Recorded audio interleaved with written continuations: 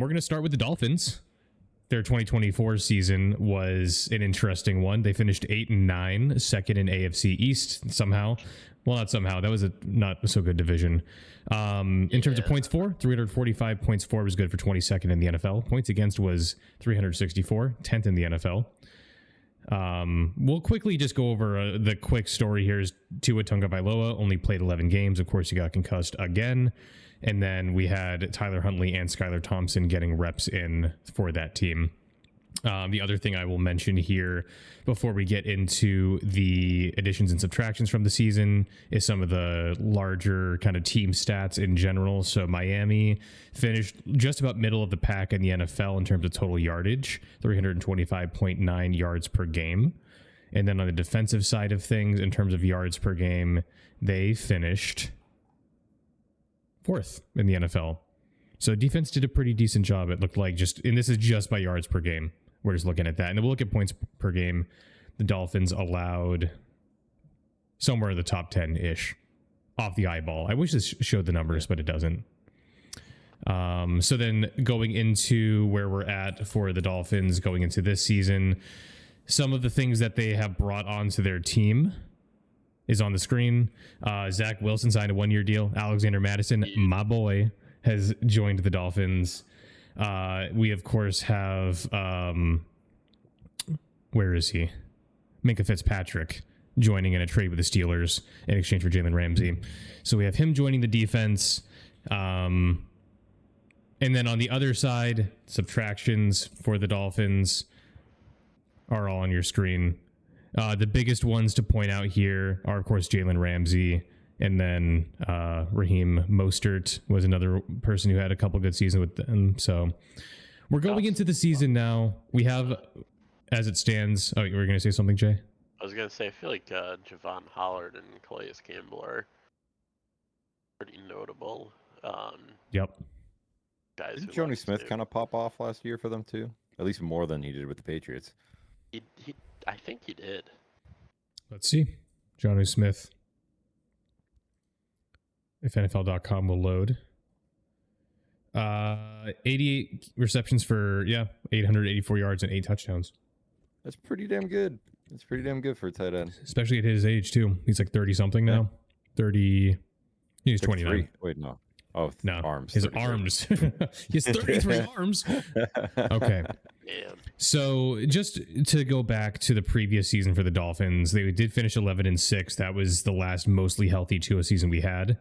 He played 17 games that season, of course. So just keep that in mind as we're discussing, but obviously some moving parts on both sides of the ball. I'll turn it over to you guys. Where do we have the Miami Dolphins? And if there's anything else you want to see, because I glossed over, the big stuff very quickly, I can do that. But what do we think about the Dolphins, their 2025 season? I personally don't have high hopes. I mean, neither do I. They got Minkah Fitzpatrick, which is nice, but they lost so much on their defense. Jalen Ramsey, Javon Hollard, Calais Campbell. To be honest, Tua should probably retire. There was some drama with Tyreek Hill, too, saying that he was done playing in Miami, but I think he's reported for practices, but I don't know. I don't have high hopes for them this season. Yeah, I think their ceiling is getting bounced out of the first round. Yeah, and that's so like at honest. an absolute most. Yeah. Like, I don't think the Dolphins are a playoff team this year. I think they're sitting right in, but I would honestly rather. I think I want to bring them down into choked out of playoffs, just because I feel like they're going to be either the first team out or the second team out right behind the Chargers. Yeah, Like I just have that feeling that it's going to be a very mid-season yet again, especially if Tua gets hurt. If Tua gets hurt, then I really hope he doesn't. But if he gets hurt, then Zach Wilson's your quarterback. Yeah. So what do we think? Bouncing first round or choked out of playoffs? I think choked out of playoffs. If choked, the big plays return, they could maybe make it into that first round, but I don't foresee that as more likely than not making the playoffs. Okay. We will move on from there then. Do you guys want to continue with the rest of the AFC East, or would you like to just kind of popcorn around? I I guess think might as well. Go ahead. I want to go. I want to go. I want to attack the team I just mentioned because I think we're going to be talking about a very similar team. Is the Chargers? I'm going to disagree with you right off the bat, but we'll go Oh, ahead and that's a bring up hot the take. Chargers. So, what I, I believe think was the first season with Jim they're going Harbaugh, up, but yeah, the Chargers finished 11-6. They lose the wild card rounds to the Houston Texans in a 12-32 loss. Justin Herbert did not play very well in that game. In terms of points for, the Chargers finished 11th in the NFL, 402 total points, 23.6 points per game. They led the NFL in points against, 301 allowed. That's good for 17.7 per game. So let's go ahead and look at some things that have happened with their roster. They have brought on Najee Harris on a 1-year deal. They brought in, I guess, let's see, what do we got here? They didn't make a whole lot of changes. They signed or re-signed a lot of people. They have Mekhi Becton. They brought on a 2-year deal. They brought in Trey Lance for $6.2 million. Tyler Conklin has signed. I think their departures are more significant than their additions here. So let's look at those. Yeah. One side note on Najee Harris, didn't he blow his eye up in a fireworks accident? Yes, and to my knowledge, that's not changing anything. Okay. That's good. I think he's gonna be good to play. Yeah. he'll just be strictly running to the right. Yeah. So, looking at the Chargers, they lost J.K. Dobbins and Gus Edwards. DJ Chark is gone. Josh Palmer is now a Bill. They lost Joey Bosa to the Bills as well. They lost Eli Apple, Asante Samuel Jr. These are all people that they lost either who are still free agents or to other teams outright. So, some more significant changes for the Chargers. Oh, never mind. He wasn't a Charger last year. Sorry, I was gonna say Mike Williams retired, but yep. So Mike Williams also retired. Yep. So here we go. We have the Chargers who they come in with a new coach. They had a good regular season. I mean, looking at just, the statistic side of things, Justin Herbert, for his part, we already tier listed him, had probably his best statistical season, nearly 4,000 yards and only 3 interceptions on an entire season. So it's just one of those teams where it feels like is now finally the year it all comes together for real. What do you guys think about the Chargers? I think they're going to be one step ahead of the Dolphins. I think they're going to be bounced in the first round, same as last year, because they didn't really add enough to take that next step. I would kind of agree. I like to think they're better than the Dolphins, which I guess you're kind of saying too, but I don't foresee them making a deep run in the playoffs personally. I think they've got a solid core. There's just nothing that really stands out to me versus some of the teams ahead of them in the AFC. Yeah. There's plenty of teams that I think immediately, if we did a playoff bracket, I think we'd have a very strong, what would that have to be, top 5? No, 4? Whatever. There would be enough teams to fill out and immediately be like, okay, one of these is going to be the Chargers, immediately. Right. Yeah, so I agree. I think what we need to see now, I think we all are kind of saying we need to see more from them before we're comfortable slotting them in as one of the true heavy hitters of the conference. I mentioned when I was introing the team, the wild card game against the Texans. Justin Herbert threw more interceptions in that one game than he had the entire season, over 17 games against the Texans. Wow. His stat line is here on the screen there. He got sacked 4 times for 31 yards, 1 touchdown, 4 interceptions, 14 for 32 on passing for 242 yards. So the jury is still out on Justin Herbert on when is he finally going to put it together with his team? When are they going to finally have a good playoff run? Because what was this, his 5th season in the NFL or something? Yeah. And I don't think you can totally blame things on Justin Herbert necessarily, especially after the season he had. But I think bouncing first round is where we need to be with them right now. I think they have the right coach and they have solid personnel, but I don't know. Yeah, the potential's there. I think Herbert needs to take that next step. Okay. Any final thoughts on the Chargers before we move on? Nope. Okay. Nope. Who's next? You tell me. You guys can you kind of. You pick a team. I pick. We got All two. right. Yeah, you pick a team.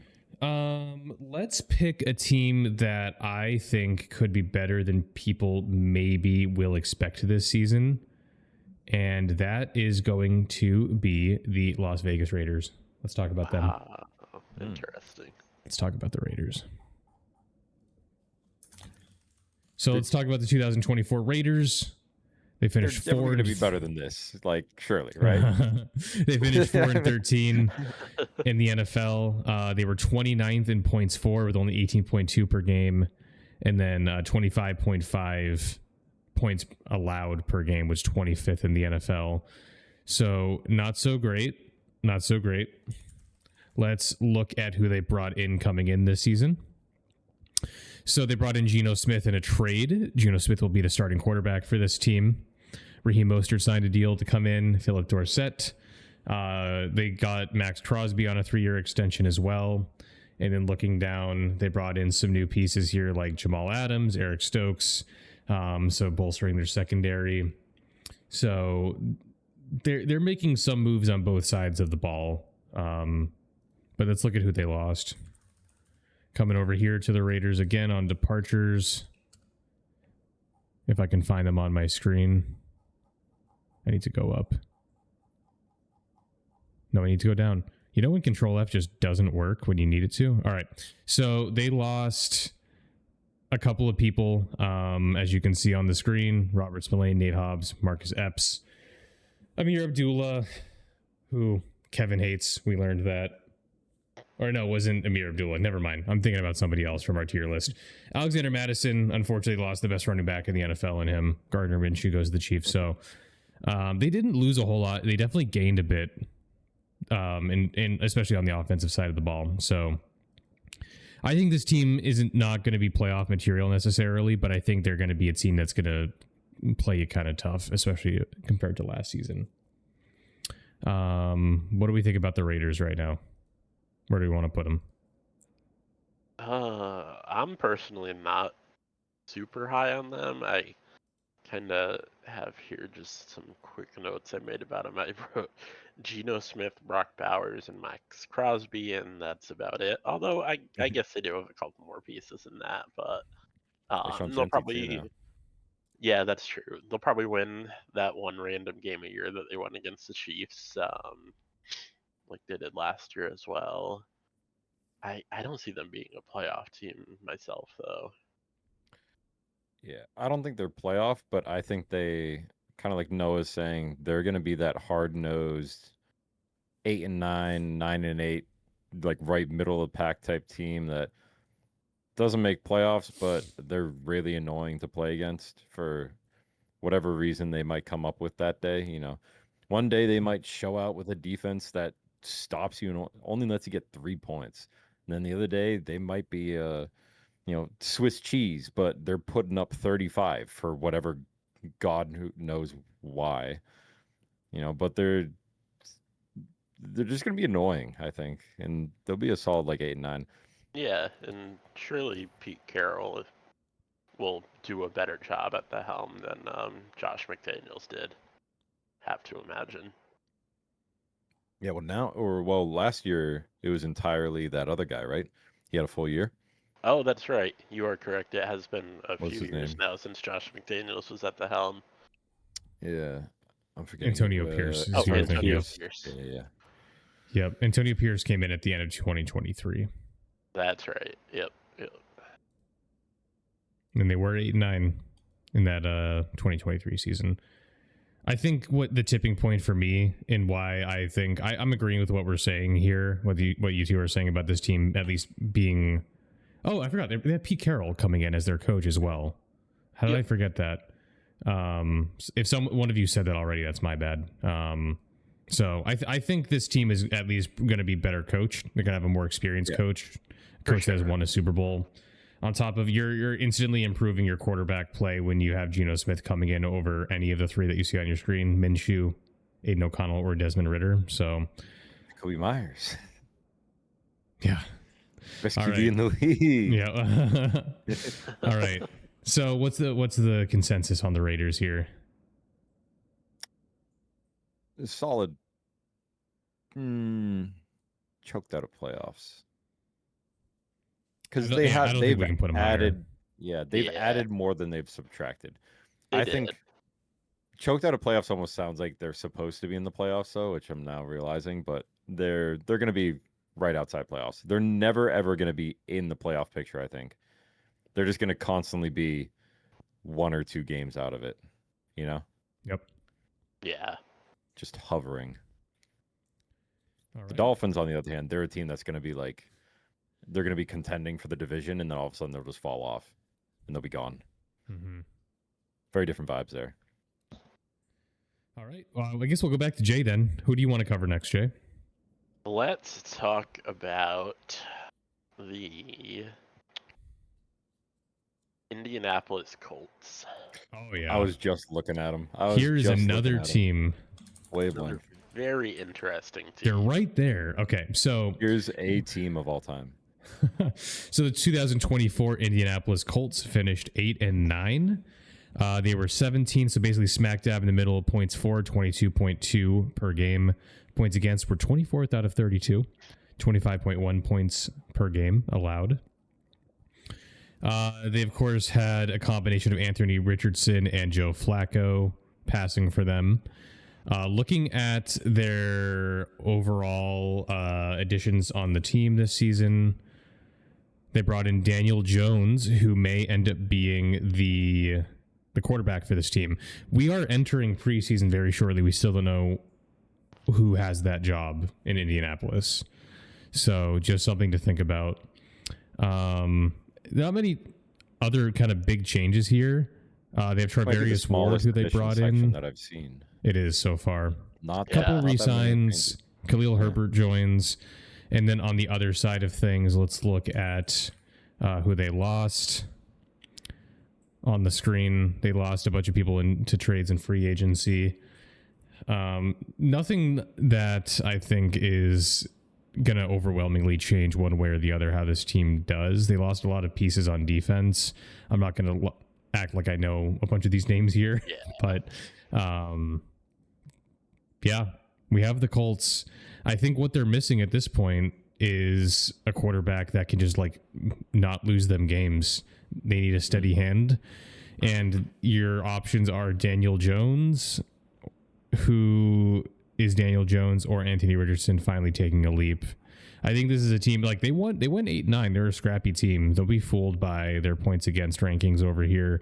They got a lot done against these teams and really played tough. If you look at some of these scores, they lost to the Texans by 2. They lost to the Packers by 6. Let's look at these other losses. Lost to the Texans by 3 again. Only lost by 8 to the Vikings, 10 to the Bills. They're playing a lot of these teams pretty tough. So just something to think about. 8-9 is respectable given that they just didn't have, the quarterback play that they're looking for.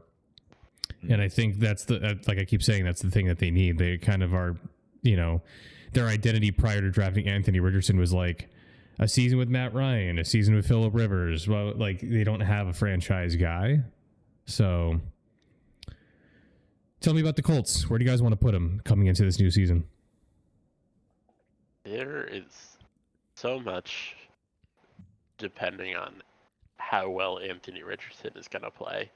That man needed to and hopefully has made some strides this offseason to improve his game, and I think so much of how well the Colts are going to perform this year is riding on that.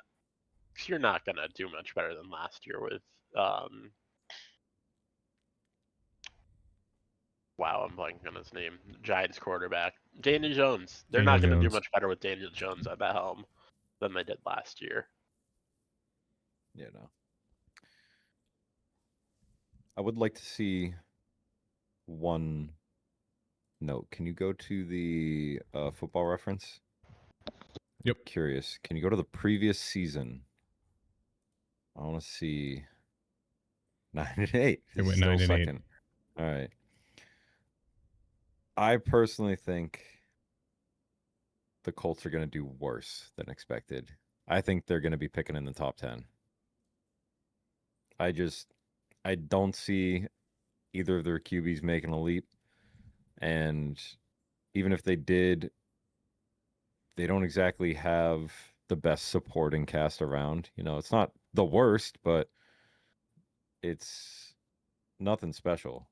Yeah, can we see And their receiving core? It's a good one, actually.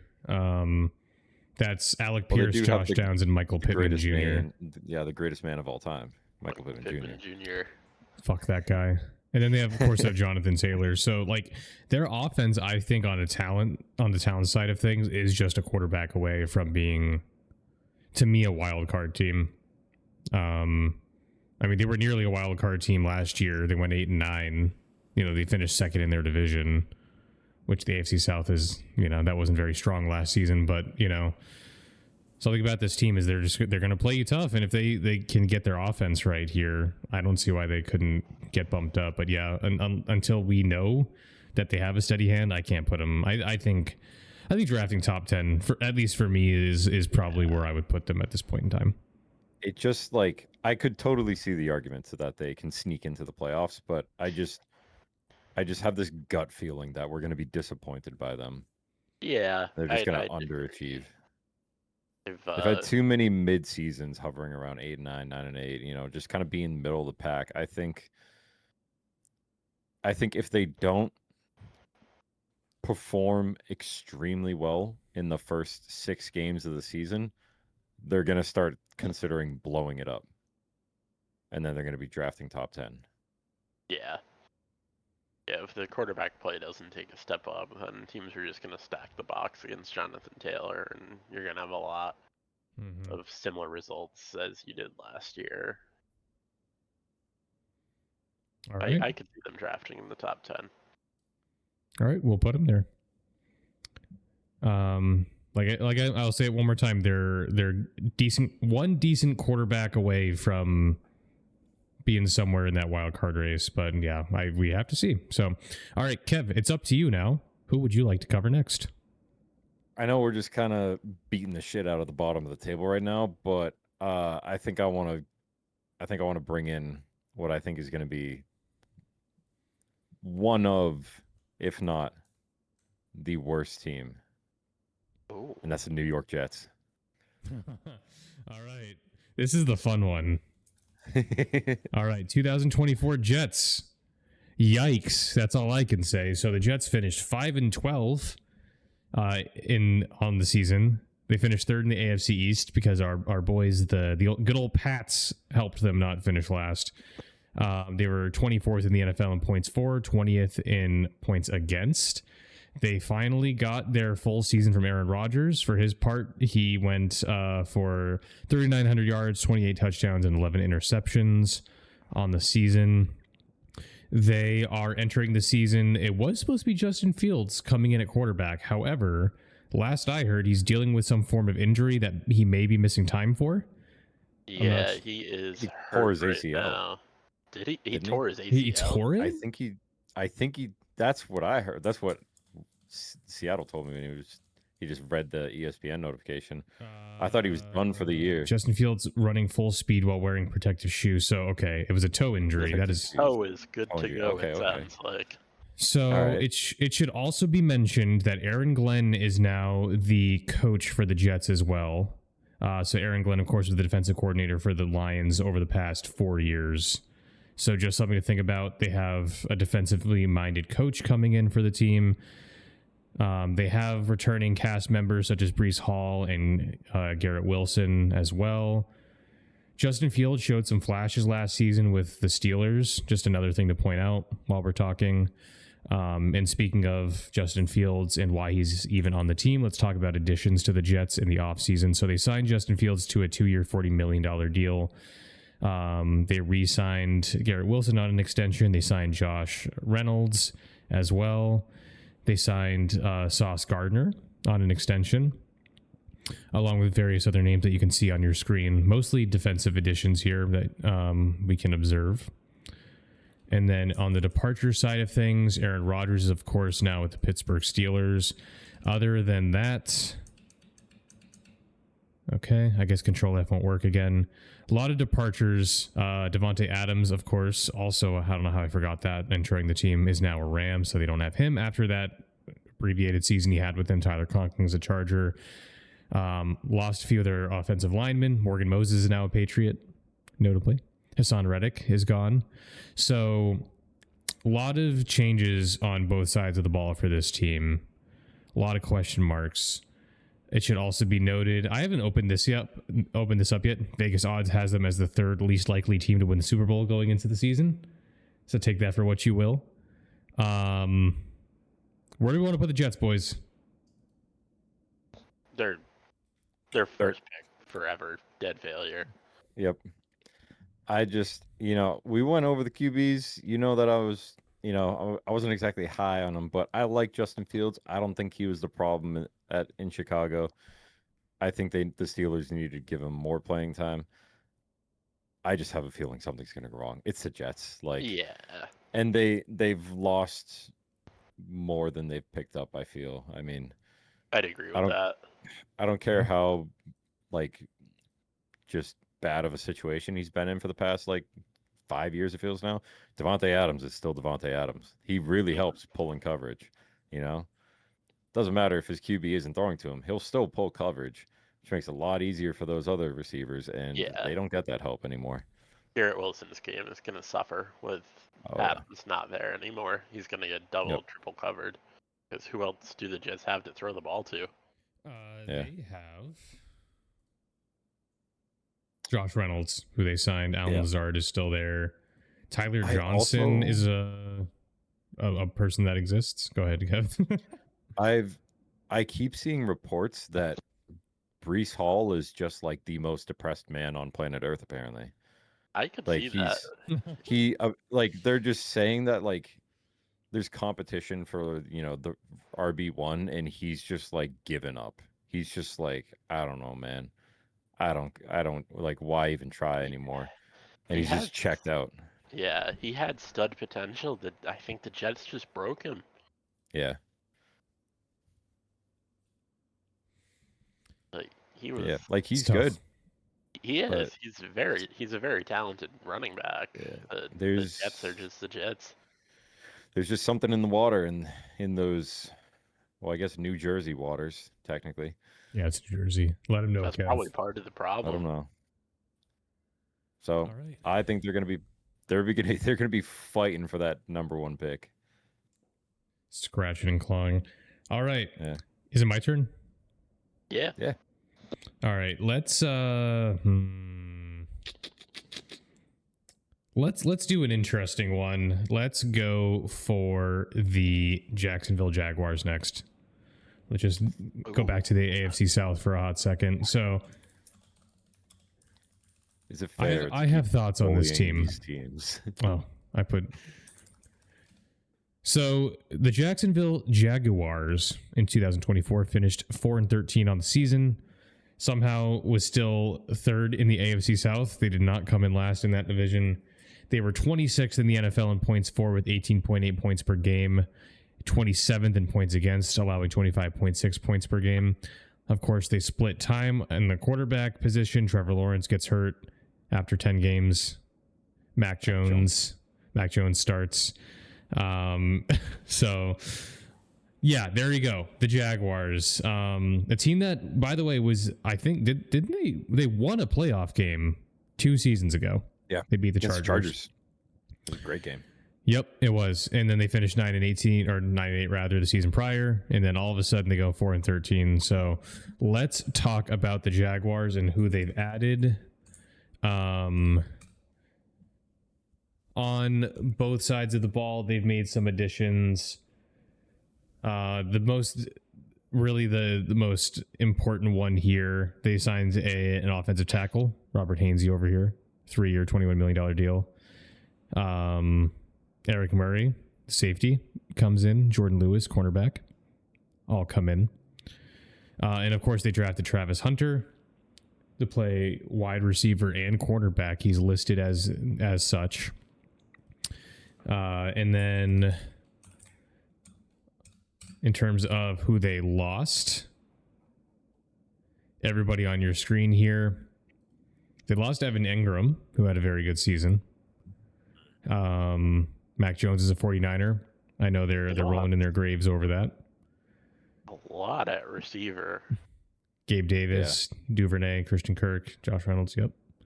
Gabe Davis technically still has a chance to come back, but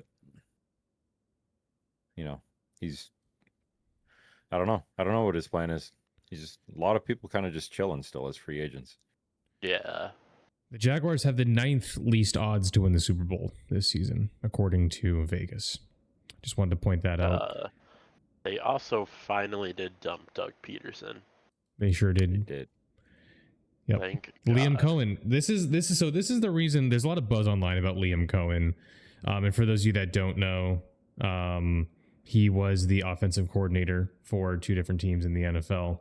The Rams in 2022, which was the year they won the Super Bowl. Or no, it wasn't. I'm so wrong. That was the year prior. And then the Buccaneers last season. And the Buccaneers, of course, he got the best season Baker Mayfield's ever had. So just something to keep in mind. Yeah. So there's a lot of buzz about if there's someone who can actualize Trevor Lawrence finally and put this offense together, it can be Liam Cohen. So, Fun fact, Liam Cohen is from Rhode Island. no way. Yeah. I just saw that. He was a lot of UMass and Maine UMass. coaching right there. Yep. New England local. All right. So, thoughts on the Jaguars, all told? I don't have high hopes here, personally. My high hopes is that they win 3 more games than last year. That would be an improvement. That would be a start. I think Trevor Lawrence needs a lot of work. Maybe, hopefully, Cohen is the guy who can help get him over the hump that he's been in, especially last year. He lost. Maybe Noah's point about Doug Peterson is the big thing that we need to pay attention to here, because every single year they've had a roster where you're like, on paper, this seems like a pretty decent offense, Like they've never really had defensive studs, but like Etienne has a great season and then he just falls off. And then like Trevor Lawrence has a great season and then he just falls off. And like there's so many players on their offensive side that you could just go down the list and name them off where there's like, yeah, they had a great breakout season and then they just sucked. So you're kind of looking at it and it's like, all right, well, like where do we go from here, right? Maybe a new coach does unlock all of them and they pull out a sneaky season. I think they're the absolute highest they go is like 8 and 9 though, which is, not playoffs, but I think they're realistically sitting around like 6 wins. Yeah, I could see them drafting in the top 10 next year. Yeah. And I think that's I think, yeah. But God, They're are they going not to be fun to focused- watch? Yeah, their goal this season is not to win games, it's to put the ship in a direction. They need to get an identity. They need to get Well said. a style of play. They shouldn't be worried about their record. They should be worried about like correcting things. yeah, a little side note here. Do you all think Travis Hunter will be able to play offense and defense? Yes, but not every single snap. It'll be more Yeah, limited. Yeah. I don't know enough about the rules of the NFL. Like, can he? Like, he can just come in and out as the Jaguars want on both sides of the ball, I right? believe so, yeah. Yep. So maybe, I don't know. It will be dependent on the team. I don't know. It'll be very interesting to see how they use him and where they find him to be more valuable. That'll be one of the fun things to watch this year. Probably It'll be the fun. only fun thing to watch in Jacksonville this year, but I don't currently have like the NFL Sunday ticket thing. I had it before and it was great. It's a little expensive. If I did get it again this season, I'd be looking for the Jaguars game each week, along with the Patriots, obviously. Like, I think the Jaguars, at least on paper right now, are going to be one of the more watchable teams just because you don't like it. They're going to be fun with this new situation, but just because they're fun doesn't mean they're not going to win more. They're going to win a lot of games. They're like the Pats, but with more of a question mark right now. Like both teams sucked, and now they're trying to put together like a young and up and coming squad. Yep. Maybe it's just my bias, but the Pats seem like they have more direction, and they've done more this offseason. I just feel like other people outside of the Patriots fan sphere have also been pretty hyped about, or not hyped, but just like interested in the New England project going on.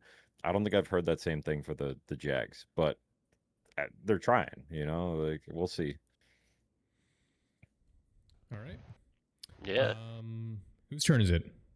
Jay, right? Jay. I just picked Jaguars. But, since we just started talking about them, let's go with New England. Yeah. Let's talk about the Patriots. This should just, I mean, this has been obvious from, what we've been saying, but we are a New England based podcast and website. So this might take a bit more time than the other teams. I don't know. It's exciting. We are excited in New England over here. And we'll explain why. But first, we have to confront our demons of the previous season. 4-13 record for the Patriots with Gerard Mayo coming in as the coach. We finished, and I'll keep saying we finished 30th in the NFL in points for, 17.0 points per game. 22nd in the NFL in points against, 24.5 points per game. We started the season with Jacoby Brissett at quarterback. And then, what was it, week 4 or 5? We finally gave the call to Drake May. Kevin and I were there at that game against the Texans for his first start. We lost that game, but what a freaking fun game that was. It was so cool to be there. So all told, on your screen, you can see the quarterback stats, but we'll focus on Drake May. 2,300 yards, 15 touchdowns, and 10 interceptions. Somehow got voted on for Pro Bowl because, whatever. The NFL's funny sometimes. Okay.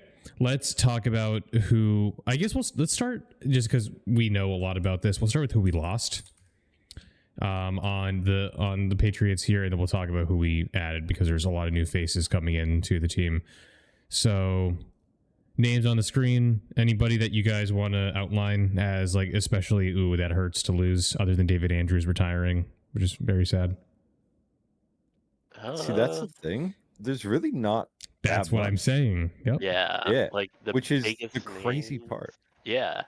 The biggest names on there that pop out to me are Juwan Bentley and Jonathan Jones, and I feel like those don't really hurt that bad. Even that, dude, Jonathan Jones was old and getting cooked. Yeah, I would more look at Dietrich Wise and Godshaw. Right. Yeah. Like our defensive line was not that good. I thought, but like they were kind of still trying their best and holding it down a little bit. But now they're gone, and I'm like, all right, well, who's next? Which we've done plenty this offseason that now Noah's going to pull up. But I mean, across the board, never mind our actual positional pickups too. Like every single coaching hire has also just seemed to be the right move. Yeah. Which, yet again, New England bias. But at the same time, I'm seeing plenty from like random art, like New York Times is fucking writing articles about how the Patriots are making good moves. And I'm like, okay, well, maybe there's some credibility here. Like maybe we actually are doing the right move and getting a good team together, which I was just about to ask for this new season because I was curious if they had expected win-losses, but it looks like they don't. It's on the so I actually have another tab over here. So this is in Vegas. This is from teamrankings.com. This is just a website that includes odds and things like that. Right now the Patriots are at 8.2 projected wins on the season, with a 37% chance to make the playoffs. And then looking at Vegas odds, they are, I think it's 9th, 11th lowest odds to win the Super Bowl. Yep. It's true. Yeah, I think that's pretty bang on. Like 8 and 9 feels like the ceiling. Yep. I think out of all the 8 and 9 teams, it might be my bias, but I feel like we have the best chance to be that dark horse that sneaks in as a wild card. Just Yeah. because, like, Yep. I have a lot more confidence in looking at Drake May throwing to Diggs and the rest of our new crew compared to, like, who is another 8 and 9 team we were saying, Colts. yeah, like the Colts and Anthony Richardson throwing to, you know, his third best receiver is the boomer bust guy that, you know, gets 3 catches a game, and sometimes it's for 300 yards, sometimes it's for 3 fumbles, you know, like, Yep. oh, I just, I was so, I was never done with the Pats, but I was really down on them, and then I'm so back. Like, they've suckered me in. Yep. We're like, right when I thought I was out, they pulled me back in. If you guys haven't, you need to watch Forged in Foxborough on YouTube. I Oh my think God. it was Kevin who said it's just like it's pure propaganda. But my It's God, I'm pure- like, I watch it. I'm like, why? You know, we could win the Super Bowl. Why not? You Yeah. know, like I'm convinced. Yeah. Dude, the first half of the first episode was just a Mike Vrabel glaze fest, Oh and I my was so in. God. I was Yeah. like, he's the GOAT. I was like, get him his gold jacket already. So just to verbalize this as well, because we haven't touched on who we've actually added to the team. Some of the more notable names here, of course, Stephon Diggs is now a Patriot on a 3-year deal. We signed Austin Hooper, who he had his day. He's not quite a big deal anymore, but Morgan Moses coming in, offensive tackle, something we desperately needed. And then going down the line, Harold Landry comes in, Milton Williams comes in, Carlton Davis.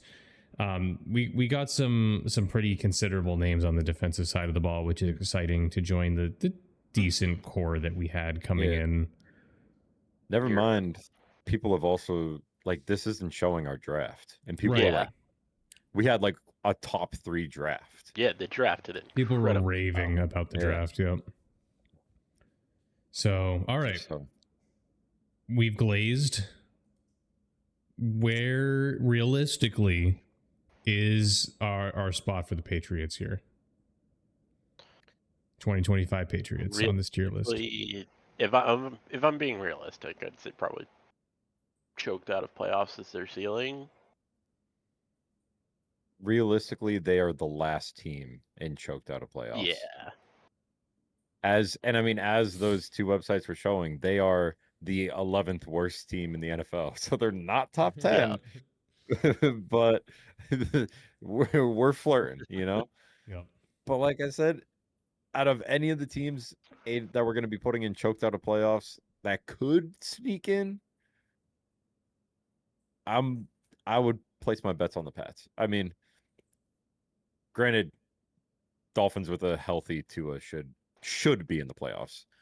I'm just going off of them, assuming Tua is going to get injured. But Yeah. you know, we already had that conversation. All right, Kev, keep talking. Who are we talking about next? I am going to give kind of the opposite end, a team that should be very good, but will probably be flirting with the Patriots in terms of records. Give me the Bengals. Oof. Okay. I think I made this really quick aside comment in our previous tier list for wide receivers, I think it was. But I said this is the best 8 and 9 team in the NFL because that's what they did last season. So we are going to talk about the 2024, they were 9 and 8 rather, Cincinnati Bengals. They finished 3rd in the AFC North last season, 6th in the NFL in points for, 27.8 points per game. However, that defense, 25th in the NFL, 25.5 points against. Joe Burrow had an absolute freaking heater of a season, MVP caliber. Led the NFL in completions, attempts, yards, and touchdowns. I believe that's what the bold is here. I don't want to misspeak there. So 4,900 yards, 43 touchdowns, 9 interceptions. But yeah, I don't know. They couldn't make it happen. So then additions coming in on the season and extensions. They signed Jamar Chase to an absolute gigantic deal. T. Higgins to a big deal. Re-signed Mike Gesicki. Brought in various names that you can see on your screen here. A lot of defensive pieces that were either re-signed or brought on, fresh out of free agency or trades. Most of these are signs. So the team is trying to figure out what they have to do to shore up their defensive end of the ball. Because it'd be tough. Which, yeah, it's good they kept all those names you mentioned on offense. So at least you're holding that steady. I expect to see maybe not the same season out of Joe Burrow, but, well, it'll be good. Because last season, he had a monster season. I expect just like a really good season this season. If he has another monster one, then he's my GOAT, and he's the best fucking quarterback the Bengals have ever had. But I think he might already be. But those defensive signings, like, they just don't spark confidence. Like, yeah, your defense was terrible last year. To them, there's a lot of 1-year deals, transaction wide. Like, fucking, are we picking people up off waivers for your defense, and you think that's gonna help you out? I don't see it. I just don't see it, and I think they're gonna be in the exact same spot. They have to hope that the AFC is weak for them to sneak into the wild card, which is sad to say for the Bengals. I did see that Trey Hendrickson did end his holdout in his reporting, but it's still kind of saying that not much has actually changed in the situation. So exactly, your only good defensive piece has that contract drama going on. Like, it's not a pretty situation. And you just signed how much money away to your offense? Are you even going to be able to pay him? If I'm Trey Hendrickson, I'm not happy. I'm reporting to try and not be selfish, but I'm not happy about the situation. If I'm Trey Hendrickson, I'm getting traded before the season starts. I'm requesting a trade. Outside of Trey Hendrickson, there's not much going on that defense. Nope. It should also be pointed out that Joe Burrow does always have questions about his health. That's another thing. He's had, in his career up to this point, he's had 2 seasons rather, that were injury shortened in some capacity. So just something else to think about.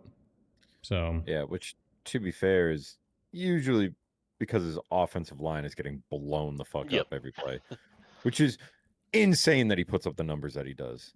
It's crazy. The line that he gets, but I also want to shout out the Netflix series Quarterback. The second season just came out, and Joe Burrow is one of the people they follow, along with Jared Goff and Kirk Cousins.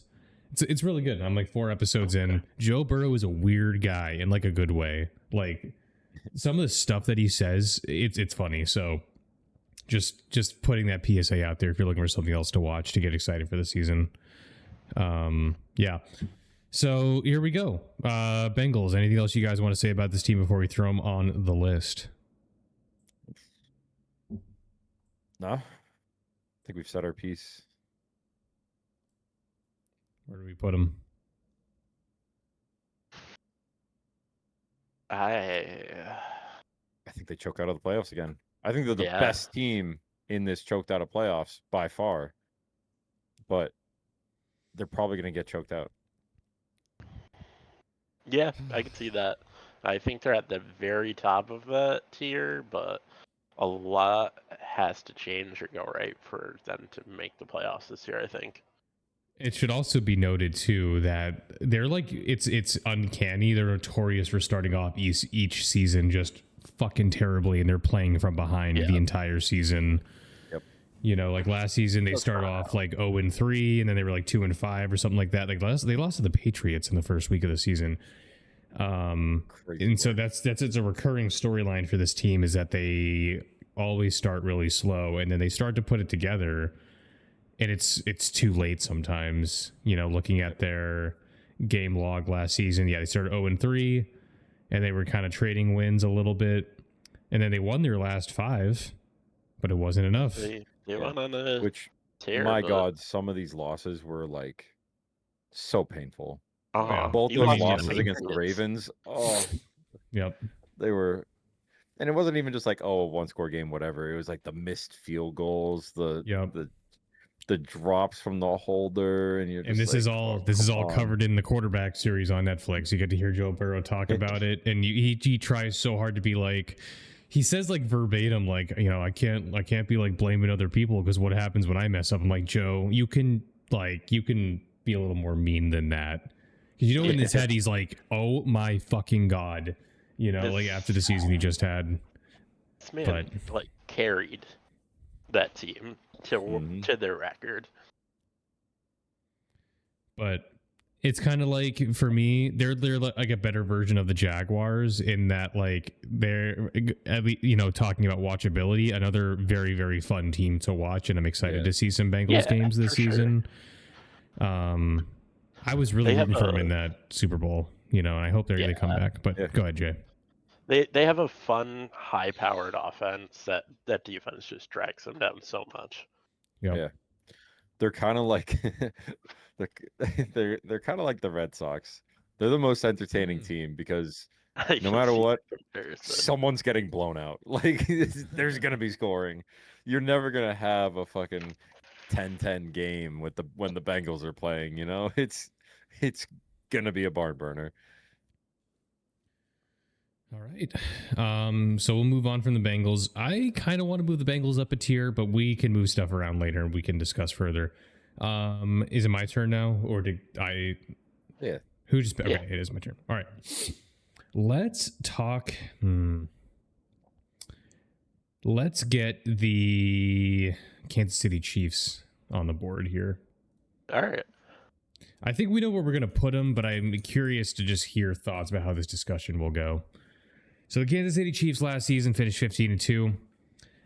They of course lose to the Eagles in the Super Bowl, and don't let that final score fool you. It was a bloodfest. Like it was if you're a Chiefs fan, it was miserable to watch. If you're not a Chiefs fan, it was great. It was great to watch. I loved the Super Bowl. Jay and I watched it together, and I had a big smile on my face the whole time. It was incredible. So for their part, offense, this is something you don't expect from the Chiefs. The offense finished 15th in the NFL, so basically smack dab in the middle in terms of points for, 22.6 points per game. But their defense finished 4th in points against, 19.2 points per game. Continuing from their season prior, their defense has been pretty phenomenal. So, and of course, that season prior, they won the Super Bowl.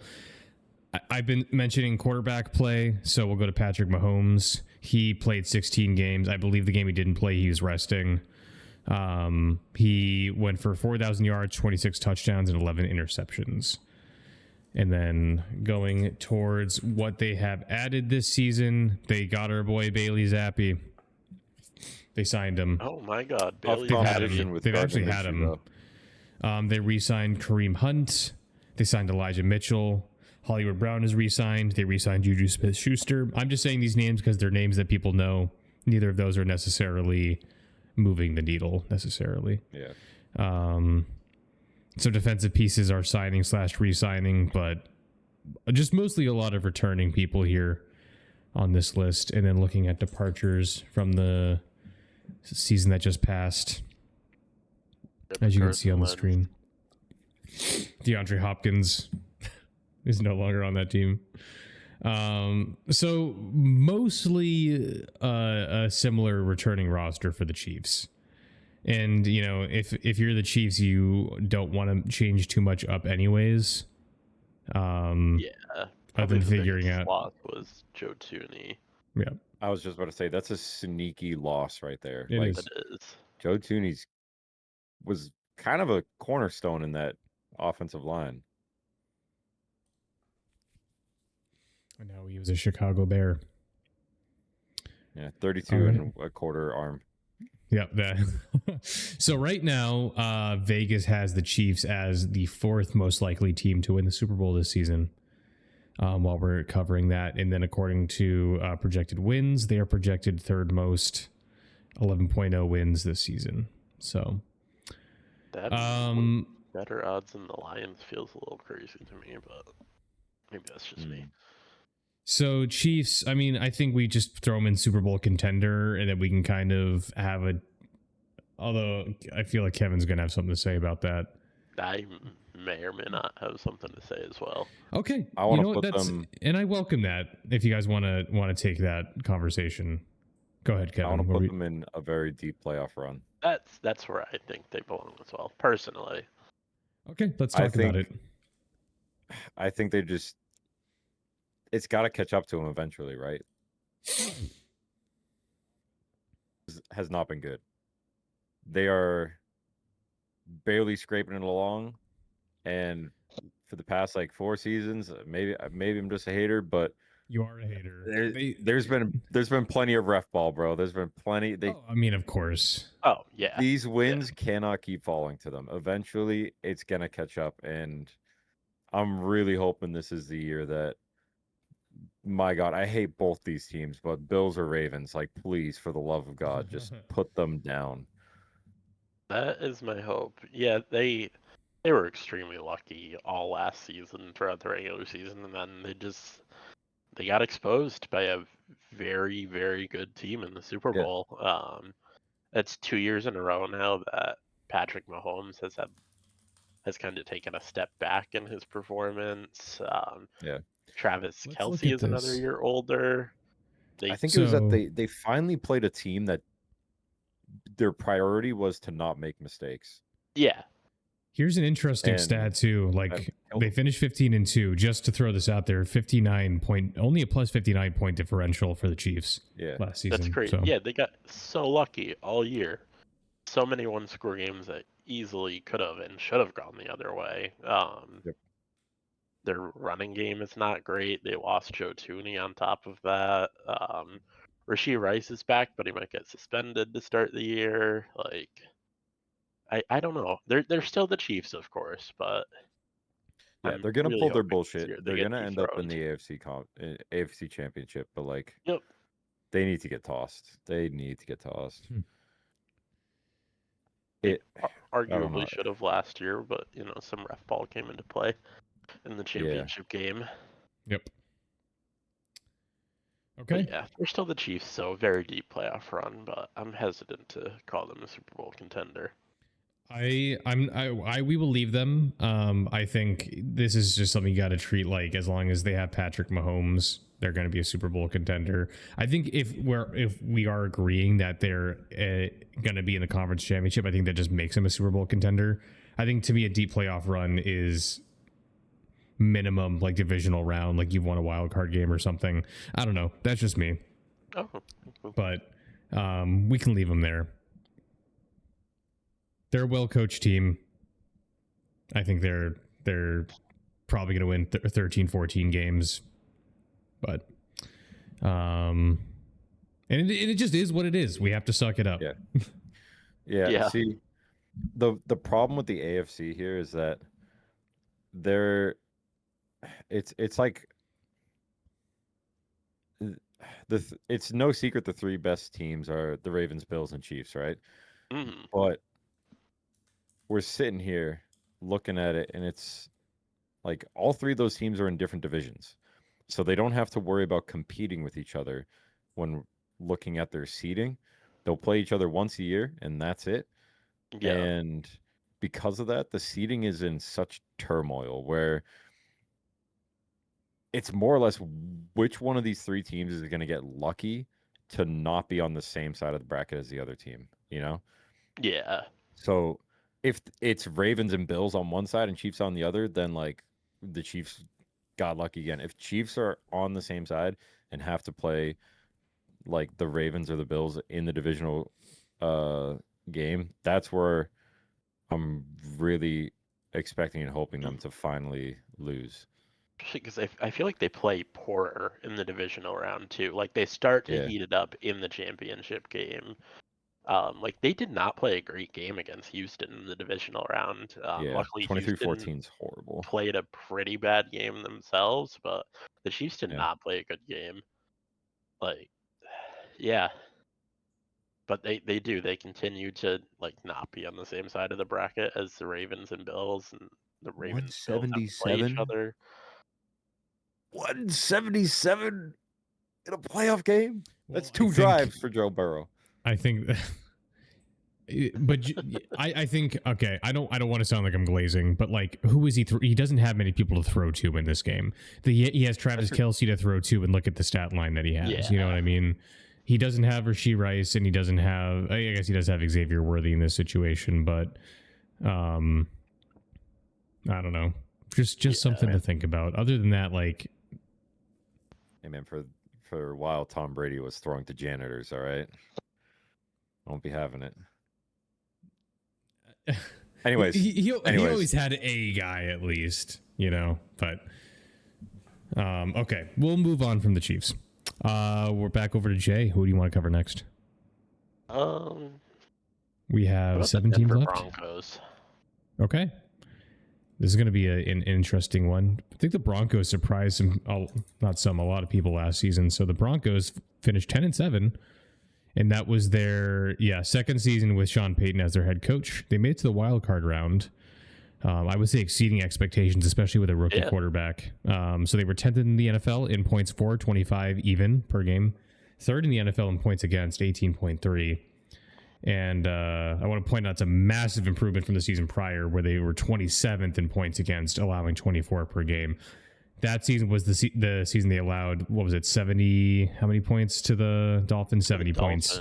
Yep, 70 points. So a lot of things changed for the Broncos. So Bo Nix over here played all 17 games, 3,800 yards, 29 touchdowns, and 12 interceptions. He impressed a lot of people.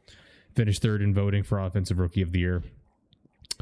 And then looking at who they've added this season, they added Evan Engram, who is kind of a dog. He's been around for a while, but he had a pretty great couple of seasons in Jacksonville. They signed J.K. Dobbins, who, when healthy, is kind of a thunderbolt sort of player. Not to make a pun because he was just a Charger, but if he's healthy, that's a good addition. And then a couple of additions to the defensive side of the ball. They re-signed a offensive tackle. Yeah, they brought in. Other than that, say that again. They brought in Trey Greenlaw and Talanofu.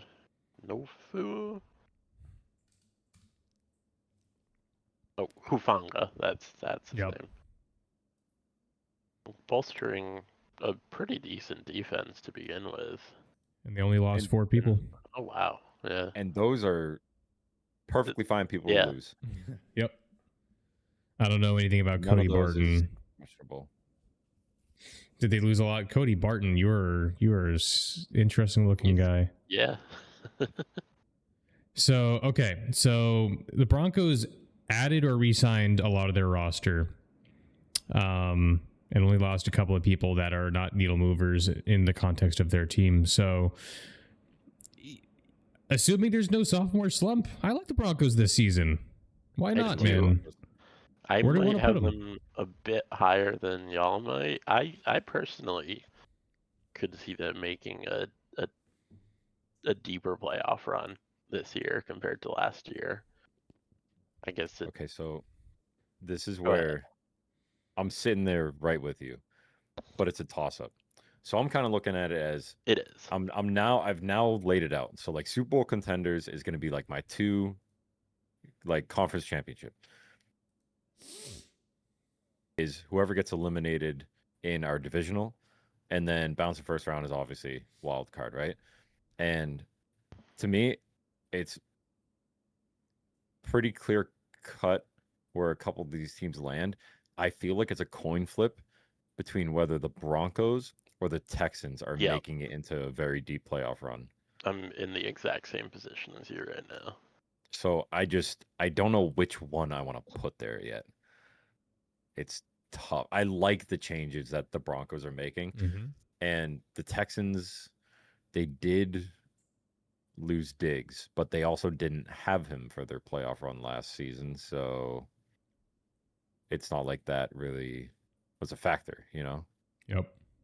So I don't know. I need your input here. I need you to sway me. I hesitate. What I think needs to be done is I think we need to get rid of the word very in deep playoff run and just put like a deep playoff run, something Fair like enough, that. Because for me, like Super Bowl contenders, like AFC Championship. I think anybody that goes into the orange tier here is someone who could make it to the AFC Championship. And I think the key for me is figuring out what that fourth team is, because once we get to them, the Bills and Ravens are, of course, going to be right there at the top. The Chiefs are there. I think the question on my mind then becomes, who is that fourth team? Yeah. And I think that's who fills up the other team in orange. That's the way I'm envisioning it. Yeah. I think looking at the field we have left over, the Broncos are one of the only teams I would put there. You know what I mean? Yeah, I think we put them there then. Yeah, I'd go with that. I'd kind of in the same boat as Kev. I think it's a coin toss for me between the Broncos and Texans. Yeah, for me, it's the Broncos, Texans, or Chargers probably. We'll get to the Steelers. The Steelers are an interesting one. I'm not saying they're going to be in the orange tier. I'm just saying they'll find a way. We'll get to them. I'll stop talking. But we'll get to them. Final thoughts on the Broncos before we go to, I think Kev picks next. Just I think a very promising team. Yeah. I hated Bo Nix going into last year, and boy, did he prove me wrong. Yeah, like I said when I introed the team, sophomore slump is a thing. CJ Stroud experienced it, for example. So as long as Bo Nix can avoid that, I don't see why they don't repeat and improve on last season. Yeah. Kevs? Yeah, I pretty much agree. I'm very high on Bo Nix right now. Who's next? A team that I'm also very high on. Let's start knocking our Super Bowl contenders out. Let's go with the Ravens. Sick. Alrighty. We'll look at the 2024 Baltimore Ravens. Finished 12-5 on the season. They lost in the divisional round in a nail biter to the Buffalo Bills. They were third in the NFL in points for, 30.5 points per game. And then they were ninth in the NFL in points against, 21.2 points per game. Lamar Jackson had an MVP caliber season. He was my pick to win MVP, personally. 4,200 yards, 41 touchdowns, and 4 interceptions, along with what he did on the ground, which was 915 yards for 4 touchdowns. So there's your Carfax on the Ravens. We'll go ahead and look at who they've added and re-signed this season. They re-signed Derrick Henry for 2 more years. They signed DeAndre Hopkins, who, he's whatever. They signed Rashad Bateman. They re-signed / signed offensive lineman back. Jair Alexander signed as well. And then let's look at their departures.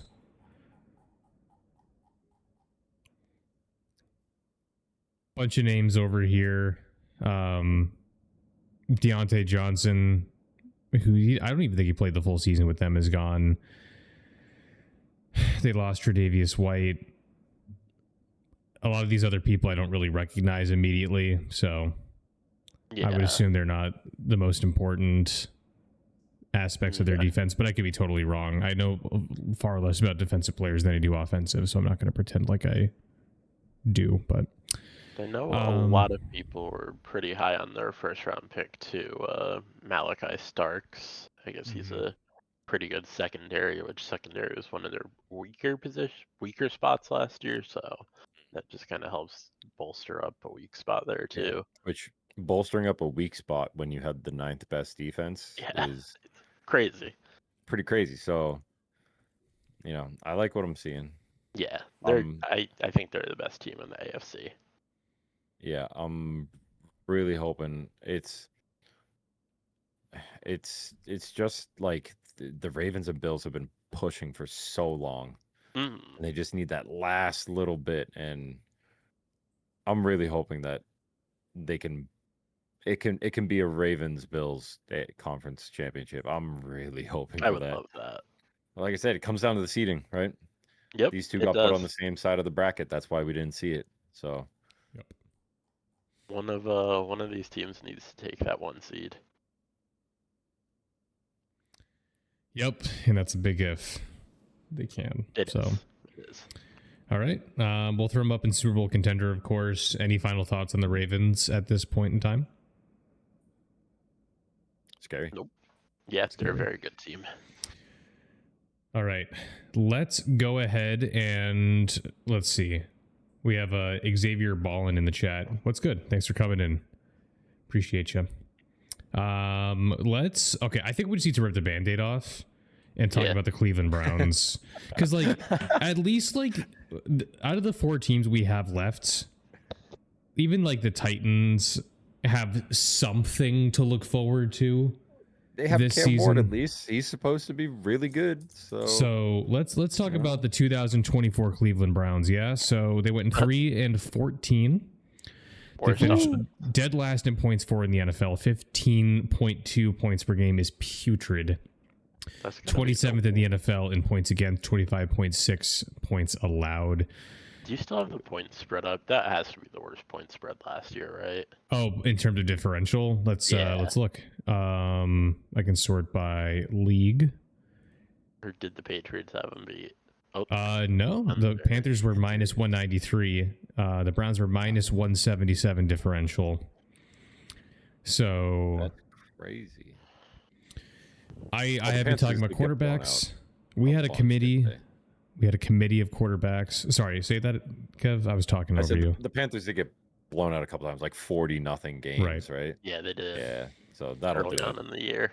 So we had 4 different quarterbacks that suited up for the Browns last season. Jameis Winston got the most reps. Deshaun Watson, Dorian Thompson-Robinson, and Bailey Zappi all played for the Browns. This season, they have 4 quarterbacks listed. They have Shedeur Sanders. They have Kenny Pickett. They have Deshaun Watson. And there's one more, and that 4th person is escaping me. Joe Flacco? Joe Flacco's back, I'm pretty sure, right? I don't think so. I think he's somewhere else now. I think he's on, like, the Giants or something. Joe Flacco is on the Browns. And didn't they draft another quarterback along with Shedeur Sanders? So they're 5 quarterbacks. Do they still have Kenny Pickett? I thought they didn't, or I thought they did rather. They do still have Kenny Pickett. They might have 5. Oh, so they don't have. Is Deshaun Watson not even listed here anymore? What happened to him? Is he? He's still on the team technically. He's just not even on like the depth chart listed. He might be on like permanent injury reserve because he tore his Achilles, right? Right. So maybe they're just like, you're chalked for this season. Don't even worry about it. Cleveland Browns additions coming into the season. They signed Joe Flacco. They acquired Kenny Pickett in a trade. They have Deontay Johnson. They got Myles Garrett on an extension. I cannot believe he signed that. Money talks, man. Money talks. And then departures, well, I guess I can just scroll right down here. Departures-wise, they lost Nick Chubb. They lost Jameis Winston. Elijah Moore is gone. They lost a lot of people on. They're blowing it up. I don't know how else to say it. This has to be the most unsigned free agents on a team I've seen so far. That's true too. A lot of people don't have jobs. Nobody leaving this team. Peak volume is about their roster last year. Oh my, that is pretty bad. I don't know what there is to say about this team other than they're dog shit. Put the paper bags over your heads, guys. You know, they the might fans. actually get the first pick. I don't think there's a worse team in the NFL. I don't think there's a team that there's no team, and when we get to the NFC, I'll probably say the same thing. There's no team that has just nothing going for them in the way that the Browns do. Yeah. Even the worst teams have at least one thing. Like, you know, probably what would have been the second worst team is the Titans. But at least they got Cam Ward. You know, they got something to look forward to, you know. I don't think they've made any other additions. They got Calvin Ridley. Yeah. But like, I don't know. That's gonna be a 2-man show that whole season. So yeah. But at least they got the 2-man show. The Browns have nothing. Nothing. Absolutely nothing. They're dog shit. They are the worst team. Yeah. So, all right. We'll move on. I got the Browns out of the way. I took the fall for you guys. So, Jay, where are we going next? Let's just get the Titans off the board here, and then we All can right. have an interesting discussion to end it. So let's talk about the other worst team in the NFL last season in terms of record. The Tennessee Titans finished 3-14 last season. 27th in the NFL in points for, 18.3 points per game. 30th in the NFL in points against, 27.1 points allowed per game. From the quarterback side of things, they had a combination of Mason Rudolph and Will Levis.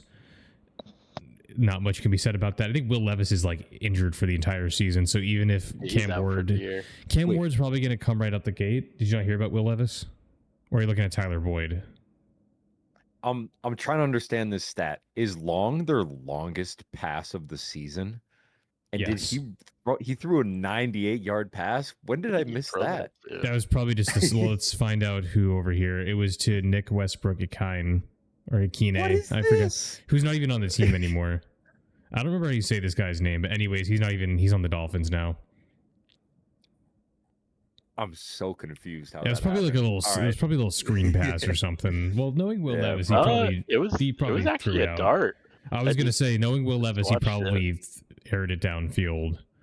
Yeah. He did. Because Will Levis he has the arm, and that's great, but he just isn't an NFL quarterback. We've learned that. So, other than Cam Ward coming in as the first overall pick, who else have the Titans added coming into the season? They have added Tyler Lockett and Van Jefferson for Cam Ward to throw to. They signed offensive tackle Dan Moore Jr. on a big money deal. I'm actually not familiar with who that is. Does anybody know before I find out where he's been? I am not sure. Apparently the Steelers. That's some big money he got. Yeah, he was the Steelers for 4 years. So it seems like a good get for them. Some additional signings, a lot of defensive signings over here, a couple of guards as well. Boy, Joey Sly. Joey Sly. Who was kicking for the Patriots this season? Did we get a rookie? We drafted someone, I believe. Yeah. Yeah. And then looking at departures for the Titans, let's come over here. Not a whole lot of like gigantic names here. We got Harold Landry from them, which is nice. That'll be exciting. The Titans are in an era of rebuilding. I think it'll be fun to see what a first overall pick does, but you got to feel for him a little bit, assuming... Let me check with ESPN and just confirm. I'm assuming Cam Ward is going to start day one, according to the depth chart, and he is, so... Yeah. You have Tony Pollard, and Calvin Ridley, and Tyler Lockett. You have some respectable names over there. So you have a foundation there on offense. Chikakonkwo had a decent season last year as well, as far as tight ends go, that is. So there's some decent pieces there, but that defense doesn't seem like it's improved a whole lot. So if you're Cam Ward, you're probably going to be playing from behind a lot and just kind of airing it out. I don't know how else to say it. So yeah. If I had a nickel for every time a Patriots kicker got signed by the Titans... You have at least 2 nickels. I'd have 3 nickels. What, Nick Folk, Sly, and Gostkowski, right? And Gostkowski, yeah. I forgot about Gostkowski. All right, so where do we want to put the Titans on the tier list? I think they're going to be drafting top 10. Yeah. You think they get bumped up a little bit? I could see them getting 4 or 5 wins this season. Yeah, I don't think they're as disrespectable as these other 2 teams. Yeah, they should win more than they did last year. They're going to be picking in the top 10 again. But I will say the Jets and Titans are real close to each other, but I just feel like they're that meme of the 2 people driving by each other in the cars, and the Titans are going one way and the Jets are going the other way. So I just feel like they're just going to end up below them, but the Titans are probably still going to be very bad. It's a good time to be... We don't have to cover them next, but it's a good time to be a Houston Texans fan because you know you're winning the division before the season even starts. That is true. Yeah. All 3 of your opponents are drafting top 10. All right, so there's the Titans. Kev, who do you want to talk about next? Division winners, Houston Texans. All right, let's talk about the Houston Texans, which is a team that had a lot of hype coming into the season, and they didn't quite hit the mark. the way that maybe their fans were expecting. So just to go back to 2023, they went 10-7. CJ Stroud had, for a while, people thought an MVP caliber rookie season. We come in for the second year of his career with the Texans. They go 10-7 again, but they do lose in the playoffs to the Chiefs. In terms of where they finished in the NFL in rankings, 21.9 points per game was, I think, less than what people were expecting, 19th in the NFL. And then 21.9 points per game. They were exactly zero differential, was 14th in the NFL for points against. CJ Stroud, for his part, played all 17 games, definitely took a step back, 3,700 yards, 20 touchdowns, and 12 interceptions. That's your quarterback play. And then looking at who's coming in this season for the Texans, they brought in Nick Chubb, who is an interesting at this point in his career. Christian Kirk has come in from the Jaguars, and then on the defensive side of the ball, a lot of people either got re-signed or signed, including Derek Stingley Jr. He got re-signed on an extension. CJ Gardner-Johnson as well. Johnson, yep. That's a big pickup. Danielle Hunter signs an extension, so those are some big money deals over here. So it seems like they just wanted to wrap up most of what they had. They brought in a couple of names as well here. And then in terms of departures, we'll head over there for a second and look at that. Let's come up here.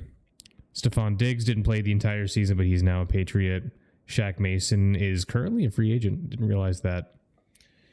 So brought in people to supplement the defense, whoever they didn't bring back. So the Texans are an interesting one because they're a team on paper that, yeah, like I was saying, people were expecting to do better than they did coming into the season. Looking at their depth chart, they have Joe Mixon and Nick Chubb, Nico Collins, Christian Kirk, and Tank Dell, along with CJ Stroud. So their offense is in good shape, assuming that they're all healthy. So I think the question now becomes, does CJ Stroud rebound from that sophomore slump?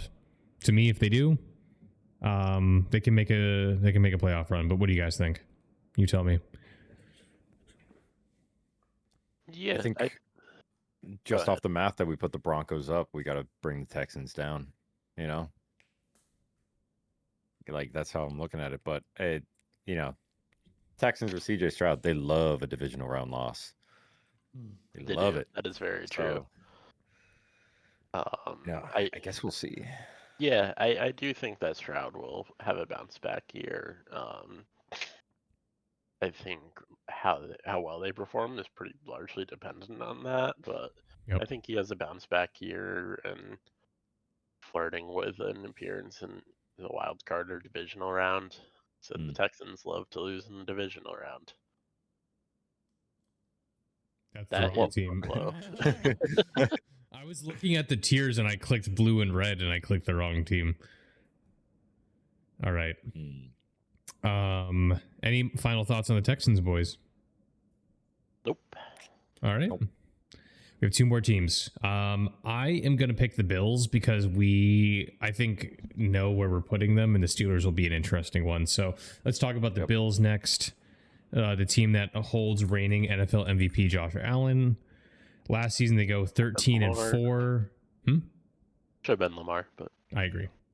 They go 13-4 last season, second in the NFL in points for 30.9 points per game. And then on the defensive side of the ball, 21.6 points allowed per game, good for 11th in the NFL. They, of course, made it to the AFC Championship game against the Chiefs. They lose by 3 points. Another unbelievably close game. Josh Allen, for his part, NFL MVP, 13-4 record, 28 touchdowns, 6 interceptions, 3,700 yards, and then on the ground added 530 yards and 12 touchdowns.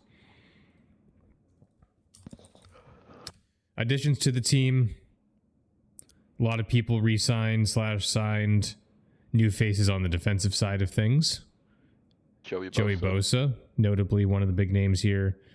They re-signed Josh Allen for gigantic money, 6-year deal, $330 million. Elijah Moore, Josh Palmer are some sneaky pickups that could have solid seasons. A lot of people are actually saying things about Josh Palmer being a favorite right now on that offense. So It just is. something to think about. And let's Allen head does tend to have a guy who he just loves to throw to. A lot of people who exited the team don't have a job right now. Amari Cooper, which I didn't realize is not on a team. Huh. Von Miller is not on a team, although I thought he was. There's a team that's courting him right now, if I remember Commanders? correctly. Oh wait, it says for the Washington Commanders. Okay, Right? that's what it is. must It is the just Commanders. So it's not updated here. So I'm glad I said that, because I was like I said the word courted. I knew he was like talking with a team, or so he ended up signing with Commanders. So anyways, a lot more additions and subtractions for the Bills. Well, I feel like there's not a whole lot you could really say about this team. I'll let you guys handle it from here. Yeah, They're up there. they're the Bills. They lost Von Miller, but replaced him with Joey Bosa. AFC East is a relatively weak division. They just gotta figure out how to get past Arrowhead. That's it. You're right. We haven't been Which, looking at who they have. hopefully- They have a November 2nd game against the Chiefs. Just want to Yeah, point that out. if the luck swings their way this year, they could have a home conference championship. Hopefully, Yeah, maybe that swings things their way. yeah. Their stadium is done next year, right? Not this year, I don't know. That I don't know about. because they're getting a new indoor stadium. Oh, really?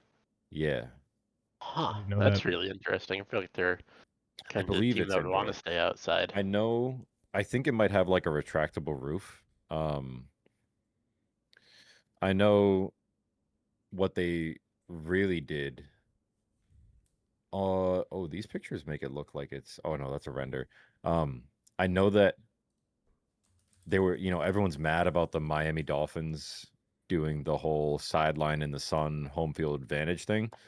So they did the opposite, and they're designing it so that the visiting side is in the shade, so that in the winter it's absolutely freezing on that sideline.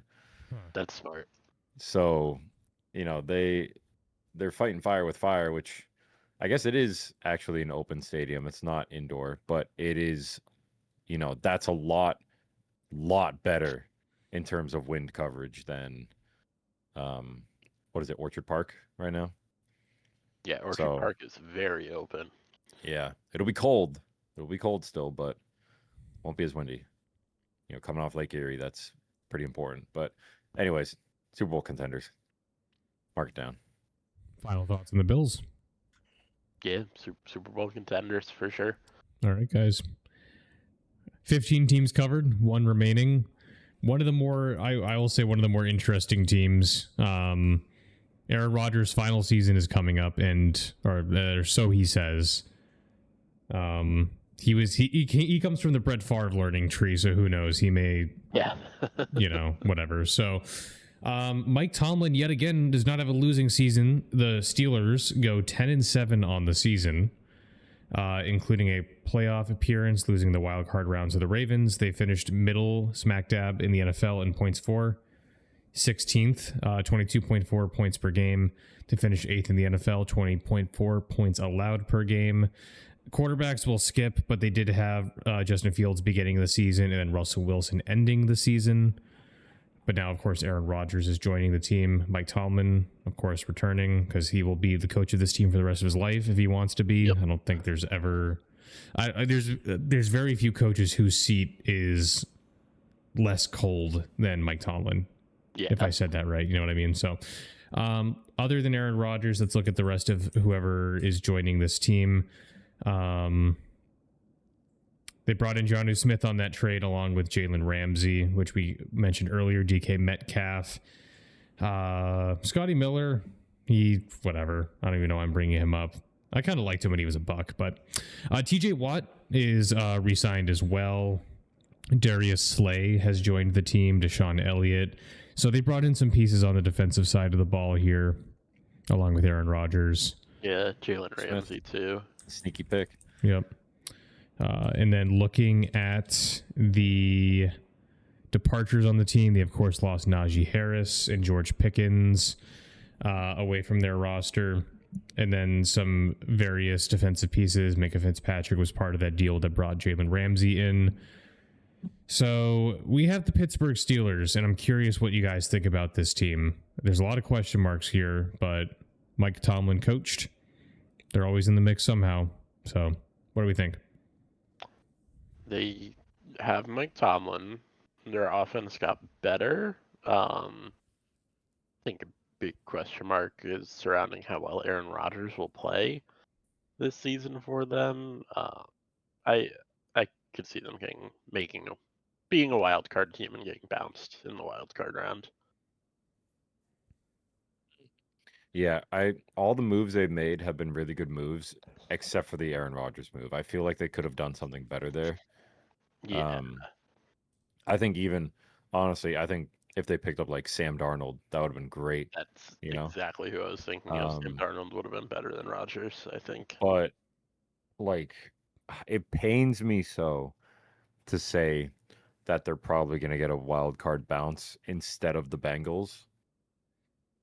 But it just, Yeah. I mean, that's how it lined up last year. Both teams didn't make too many changes, but when they did, it was, the Steelers probably made better changes than the Bengals so far. And they're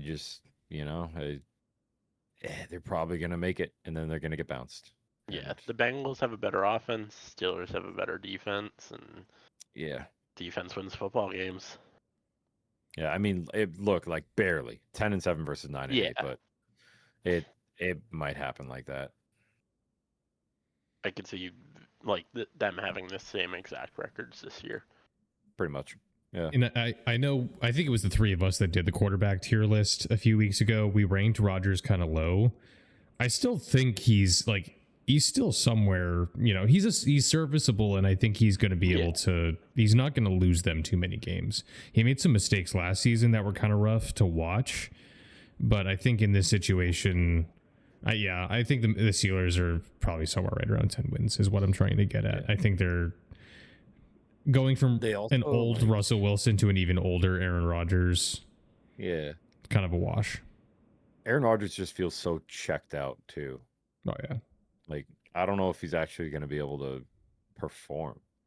Yeah, that'll be interesting to see. He's already looking forward and saying this is his last season. Most people that announce their farewell tours before they happen don't really perform, to that same level. Yeah. They're just kind of riding it out. Exactly. So I agree. It's usually also, you only announce it when you're doing like this is my farewell season on my hometown team, like Kobe with the Lakers or Wade on the Heat, but it's, he's Paul Pierce on the Clippers right now. Yeah, nobody cares, bro. Go away. Yeah. I agree. But yeah, they probably get bounced. Bounced in first round, I'd say. Which, if I do say so myself, this is the perfect distribution. We have this right? We have 7 playoff teams in there, the way that this shook out. Yeah. It pains me to see the Bengals on the outside looking in this scenario, but I think that's... It does. Unfortunately true. I almost all want of to those put teams... I want the Bengals to win. I want the Bengals in the Super Bowl, bro. But it won't happen. Okay, so before I have some thoughts. I know we all do. So I will read this out just for people who aren't, physically watching. This is what we have currently. Starting at the bottom, we have the first pick forever dead failure tier with the Cleveland Browns and the New York Jets. And then we have the drafting top 10 next year, and it's just 3 of the teams from the AFC South. We have the Indianapolis Colts, the Jacksonville Jaguars, and the Tennessee Titans. And then we have... That's hilarious. Oh, yeah. And Kevin mentioned distribution. This is a nice bell curve that we have going on here. It's a very nice bell curve. So we have the choked out of playoffs tier with the Cincinnati Bengals, Miami Dolphins, Las Vegas Raiders, New England Patriots. Above that, we have the bounce in the first round tier, which is the Los Angeles Chargers, Houston Texans, and Pittsburgh Steelers. And then we have our top 4 teams. We have a very deep playoff run. We have the Kansas City Chiefs and the Denver Broncos. And then we have the Super Bowl contender tier with the Baltimore Ravens and the Buffalo Bills. Do you guys want to order these like we have? Some of this is we're just kind of like swapping two teams or whatever, but we can put these in order. Yeah, I'm sure. gonna be so honest. I think that's the only change, and then Texans for Chargers. Everything else feels pretty right. I actually would agree with that. Yeah. This is pretty good. So what I was gonna say before, I think the one hang up I have, if I could point out one on this, and I don't think I'm going to be able to persuade you guys, is when I'm looking at this tier, the choked out of playoffs tier with the Bengals, Dolphins, Raiders, and Patriots, I don't see the Dolphins on the same level as those other teams. Like, or rather, the Bengals. Like, the Bengals feel better than all three of those teams. And I almost feel like there should be a tier between bouncing first round and choked out of playoffs for like some sort of like purgatory situation. Get a better defense. They, on this tier list, they have the best offense. Right. And I don't think it's even close. Yeah. Like, you could make an argument for the Ravens probably because Derrick Henry is a monster and he, having him, the Bills too, because Josh Allen is a monster. Lamar Jackson is also a monster, but it's like, if you look at those teams, I think the scariest person on the Ravens is Derrick Henry, which you game plan for Derrick Henry, which opens it up for Lamar to pass. Josh Allen is just a monster in the fact that he almost has this Tom Brady effect where he has bums for receivers and yet he still somehow gets it done. Mm-hmm. And then he can also run, which is crazy. Yep. Joe Burrow is just fucking insane. Jamar Chase is insane. T. Higgins is probably the best second receiver in the league. And, Gesicki had a good year for them. They just signed, what's his name? Am I crazy? They just picked up a running back, right? Like a half decent one. Let me confirm. Well, they do have Chase Brown who came in. No, they just have Chase Brown. They signed Samaje Perine, but that's kind of whatever. But Chase Brown had a very good season last year, and he's going to be their RB1.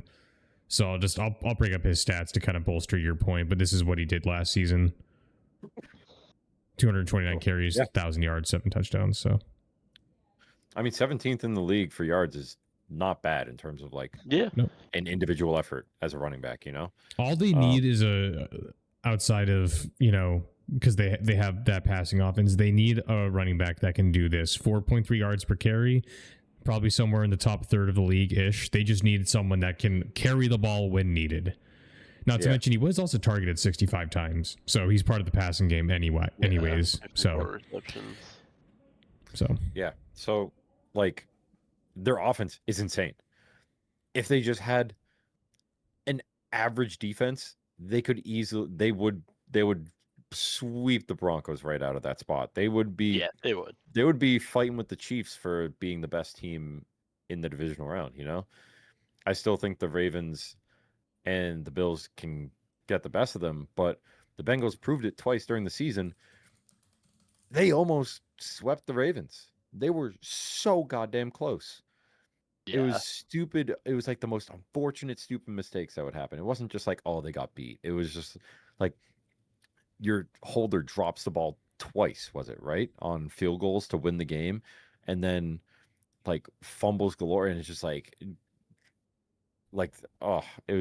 it hurts to see. Like, I realistically in my brain knows that they will be outside looking in, and it hurts to know that.